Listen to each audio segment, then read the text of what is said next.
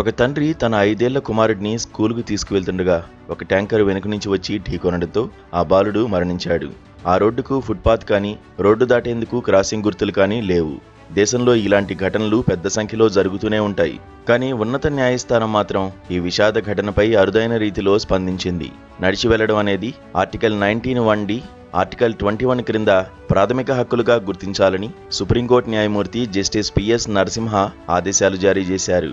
రహదారులను వాహనాల కోసమే కాకుండా పాదచారులకు అనువైన విధంగా నిర్మించాలని ఆయన చెప్పారు.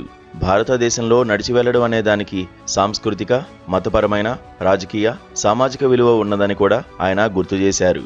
దండియాత్ర, భూదానోద్యమం లాంటి చారిత్రక ఘటనలను జస్టిస్ నరసింహ ఉదహరించారు. నడిచి వెళ్లడమే ఒక ఘర్షణగా మారిన ఈ దేశంలో ఏటా సగటున 36,500 మంది పాదచారులు సరైన ఫుట్పాతులు, క్రాసింగ్లు లేక మరణిస్తున్నారని ఒక అధ్యయనం వెల్లడించింది.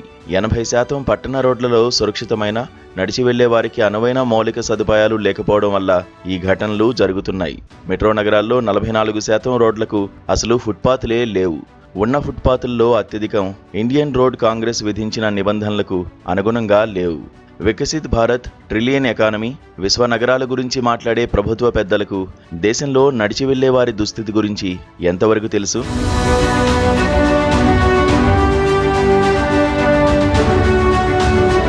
ప్రజల ప్రాథమిక హక్కులకు అనుగుణంగా చట్టాలు చేయకపోవడాన్ని ఈ సందర్భంగా జస్టిస్ నరసింహ ప్రశ్నించారు. మోటారు వాహనాల చట్టం చేసినప్పుడు నడిచి వెళ్లే ప్రజల ప్రాథమిక హక్కును గుర్తించలేదని, ఈ చట్టం కేవలం వాహనాల కోసమే చేసినట్లున్నదని ఆయన స్పష్టం చేశారు. వచ్చే ఏడాది ప్రధాన న్యాయమూర్తి కానున్న రెండో తెలుగువాడైన జస్టిస్ పిఎస్ నరసింహ నడకను ప్రాథమిక హక్కుగా గుర్తించాలని తీర్పిచ్చిన తర్వాత ప్రజల నుంచి విపరీతమైన ప్రతిస్పందన వచ్చింది. అయితే నగరాల్లో ఫుట్పాతులు లేకపోవడం గురించి కథనాలు వస్తున్నాయి. రూల్ ఆఫ్ లా, స్వతంత్ర వైఖరి, ప్రమాణాల గురించి న్యాయవాదులు ముందుగా తెలుసుకోవాలని, విశ్వసనీయత పెంచుకోవాలని జస్టిస్ నరసింహ ఇచ్చిన మరో తీర్పుకు సుప్రీంకోర్టు బార్ అసోసియేషన్ సానుకూలంగా స్పందించింది. జస్టిస్ నరసింహ సూచించినట్లుగా న్యాయవాదులకు జాతీయ లీగల్ అకాడమీని ఏర్పరిచేందుకు సిద్ధమైంది. గురు బ్రహ్మ, గురుర్ విష్ణు, గురుర్దేవో మహేశ్వర అని శ్లోకాలు చదవడం ప్రధానం కాదు, ఆ గురువులకు సరైన జీతాలివ్వాలి అని గుజరాత్ విద్యాలయాల్లో అధ్యాపకులకు కనీస వేతన స్కేల్ను వర్తింపజేయాలని జస్టిస్ నరసింహ ఇచ్చిన తీర్పును కూడా అనేక మంది స్వాగతించారు. గ్రీన్ ఎనర్జీ కారిడార్ పేరిట Rajasthan, Gujarat, great Indian bustard పక్షులకు ముప్పు రాకుండా ఆయన అడ్డుకున్నారు. మండుటెండల్లో మంచి చినుకుల్లా అప్పుడప్పుడు జస్టిస్ నరసింహ మాత్రమే కాదు, justice Ujjal Bhuyan, justice Vikramnath, justice Nagarathna, justice Viswanathan తదితరులు ఇచ్చిన కొన్ని మంచి తీర్పులను విస్మరించలేం. 100 మీటర్ల ఎత్తు దాటితే ఆరావళి పర్వతాలను కూల్చివేయవచ్చని ఇచ్చిన తీర్పును పర్యావరణవేత్తల ఆందోళనతో సుప్రీంకోర్టు ప్రధాన న్యాయమూర్తి జస్టిస్ సూర్యకాంత్ నిలిపివేశారు. పలు చెప్పుకోదగ్గ తీర్పులు అడపాదడపా సుప్రీంకోర్టు నుంచి వస్తున్నప్పటికీ న్యాయ వ్యవస్థ స్వతంత్రంగా వ్యవహరిస్తోందా అన్న చర్చ మాత్రం ఆగడం లేదు.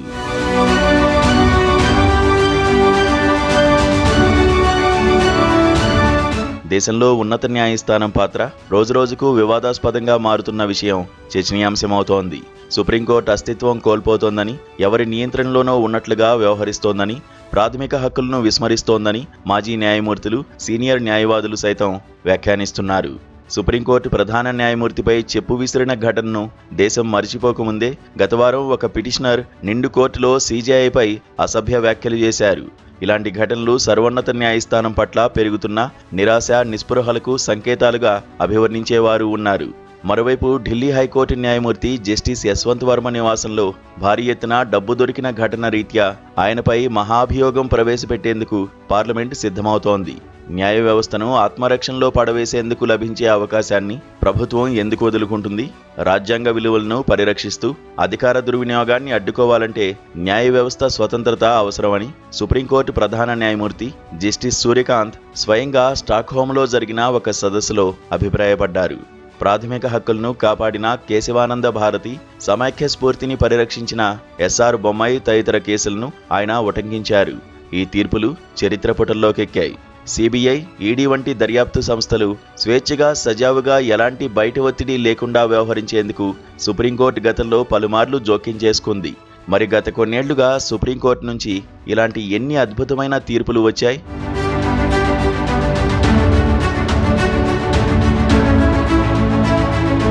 కొన్ని హైకోర్టుల నుంచి కూడా ఇటీవల కాలంలో మంచి తీర్పులు వచ్చిన ఉదంతాలు లేకపోలేదు. ప్రభుత్వానికి వ్యతిరేకంగా నినాదాలు చేస్తే నగర బహిష్కారం విధిస్తారా అని బాంబే హైకోర్టు న్యాయమూర్తి జస్టిస్ మాధవ్ జే జమ్దార్ ప్రశ్నించారు. ప్రజలు ప్రభుత్వానికి బానిసలు కాదు. ప్రభుత్వ నిర్ణయాలను వ్యతిరేకిస్తూ నిరసన తెలపడం, నినాదాలు చేయడం వారి హక్కని ఆయన ప్రకటించారు. పోలీసులు ప్రజలకు సేవకులే కానీ ప్రభుత్వానికి కాదని జస్టిస్ మాధవ్ స్పష్టం చేశారు. కాక్రోచ్ జనతా పార్టీ ఎక్స్ అకౌంట్ను బ్లాక్ చేయడాన్ని ప్రశ్నించిన ఢిల్లీ హైకోర్టు ఆ అకౌంట్పై నిషేధం ఎత్తివేయాల్సిందిగా ఆదేశించింది. న్యాయమూర్తులేమీ పవిత్రమైన గోవుల్లాంటి వారు కాదు, వారిలో కూడా అవినీతి పరులు ఉన్నారు అని మద్రాస్ హైకోర్టు వ్యాఖ్యానించింది.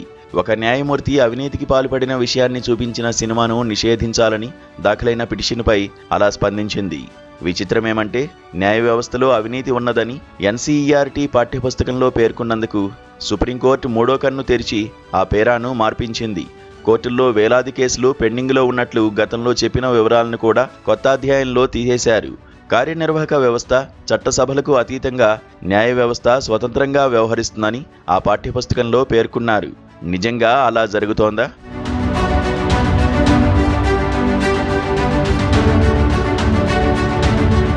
ప్రపంచ జస్టిస్ నివేదిక ప్రకారం రూల్ ఆఫ్ లా విషయంలో భారతదేశం 86వ స్థానంలో ఉన్నది. అమెరికాకు చెందిన ఒక స్వతంత్ర సంస్థ రూపొందించిన ఆ నివేదిక ప్రకారం అమెరికాలో కూడా రూల్ ఆఫ్ లా అంత గొప్పగా లేదని, ఆ విషయంలో అది 36వ స్థానంలో ఉన్నదని తేల్చింది. ప్రపంచంలో 4వ వంతు దేశాలు నిరంకుశత్వంలోకి జారిపోతున్నాయని, అందులో అమెరికా, ఇండియా కూడా ఉన్నాయని స్వీడన్కు చెందిన వీడెమ్ ఇన్స్టిట్యూట్ నివేదిక తెలిపింది. ఉదారవాద ప్రజాస్వామిక దేశం అన్న గుర్తింపును అమెరికా 50 ఏళ్ల తర్వాత తొలిసారి కోల్పోయిందని ఆ నివేదిక పేర్కొంది. భారత్లో పద్ధతి ప్రకారం వ్యవస్థలు కూలిపోతున్నాయని వెల్లడించింది. ప్రభుత్వాలు నిరంకుశంగా మారితే దాని ప్రభావం వ్యవస్థలపై నేరుగా ఉంటుందన్న విషయం వేరే చెప్పనక్కర్లేదు. న్యాయ వ్యవస్థ స్వతంత్ర ప్రతిపత్తి గురించి, వెలుపల శక్తుల నుంచి వస్తున్న ఒత్తిళ్ల గురించి సిట్టింగ్ న్యాయమూర్తులైన justice Narasimha, justice Ujjal Bhuyan, justice Nagarathna, justice Dipankar Datta తదితరులు పదే పదే హెచ్చరిస్తూనే ఉన్నారు. కోర్టుల స్వతంత్రతకు అతిపెద్ద ముప్పు కోర్టుల నుంచే వస్తోందని ప్రస్తుత న్యాయమూర్తి జస్టిస్ ఉజ్వల్ భుయాన్ చెప్పారు. ఎన్నికల కమిషన్ స్వతంత్రంగా ఉన్నదని చెబితే సరిపోదు, అది స్వతంత్రంగా పనిచేస్తున్నట్లు తెలియాలని జస్టిస్ దీపాంకర్ దత్తా అన్నారు. మాజీ న్యాయమూర్తుల్లో కూడా ప్రస్తుత పరిస్థితిపై ఆవేదన వ్యక్తం చేస్తున్నవారు ఉన్నారు. సమైక్య వ్యవస్థ ప్రమాదంలో పడిందని జస్టిస్ కురియన్ ఆందోళన వ్యక్తం చేశారు. విచారణ లేకుండా వేలాది మంది జైళ్లలో మగ్గుతున్నారని జస్టిస్ మదన్ లోకూర్ అంటే ప్రాథమిక హక్కులను కాపాడే విషయంలో సుప్రీంకోర్టు నిదానంగా వ్యవహరిస్తోందని జస్టిస్ దీపక్ గుప్తా విమర్శించారు.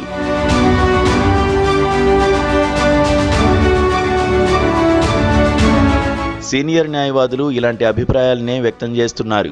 న్యాయ వ్యవస్థ ప్రభుత్వ ఆగడాల నుంచి ప్రజలను కాపాడలేకపోతున్నదని సుప్రీంకోర్టు బార్ అసోసియేషన్ మాజీ అధ్యక్షుడు దుష్యంత్ దవే అన్నారు. గత కొన్నేళ్లుగా సుప్రీంకోర్టు నాయకత్వం దేశాన్ని, న్యాయ వ్యవస్థను విఫలం చేసిందని ఆయన ఆరోపించారు. కపిల్ సిబాల్, ప్రశాంత్ భూషణ్, ఇందిరా జైసింగ్, సంజయ్ హెగ్డే తదితరులు కూడా తరచూ న్యాయ వ్యవస్థ దుస్థితిని ఎత్తి చూపుతున్నారు. ఈ దేశంలో ప్రజల కన్నా ప్రభుత్వాలే అభద్రతలో పడ్డట్లు, అసహనానికి ఎక్కువగా గురవుతున్నట్లు కనబడుతోంది. పాలనపై దృష్టి కేంద్రీకరించాల్సిన ప్రభుత్వాలు తమ అసహనాన్ని, అభద్రతాభావాన్ని ప్రజలు, వ్యవస్థలపై చూపించినప్పుడే దుష్పరిణామాలు సంభవిస్తాయి అనడంలో అతిశయోక్తి లేదు.